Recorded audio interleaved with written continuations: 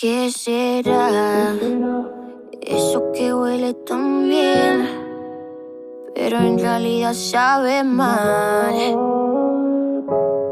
Y que me tiene desvelándome. Y tal vez tú me tendrías que avisar cuando ya no me quiera ver, porque yo acá sigo esperándote.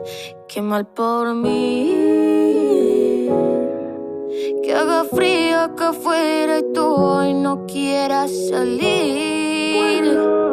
Qué mal por mí, porque tal vez lo nuestro era solo para divertirse, pero este tonto suele confundirse.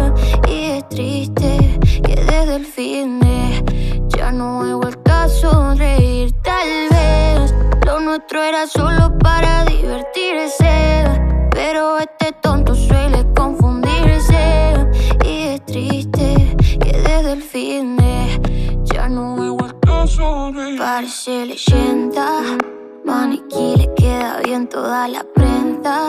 No es como yo, a ella nada la vergüenza. No tiene paciencia, le sobra experiencia al frente de la audiencia. No la contratan para bailar porque se roba el show. No quiere ser modelo porque eso le aburrió. No puede ser locutora porque con su voz se enamoró. Tendría que ser ladrona porque te roba hasta el corazón. Entonces, ahora como olvido de tu nombre, hago mil preguntas y no respondo. Y juro que me altera, porque tal vez lo nuestro era solo para divertirse, pero este tonto suele confundirse. Y es triste que desde el fin ya no he vuelto a sonreír. Tal vez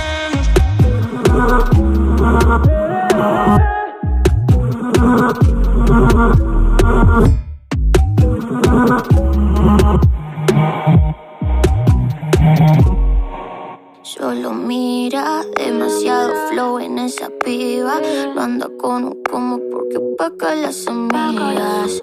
Asesina, me hace mal si la veo, porque tal vez lo nuestro era solo para divertirse, pero este tonto suele confundirse. Y es triste que desde el fin ya no he vuelto a sonreír. Tal vez no vuelva a sonreír, no vuelva a sonreír, no vuelva a sonreír. Yeah. Karen Méndez, Guaco produciendo. Desde la casa, literal.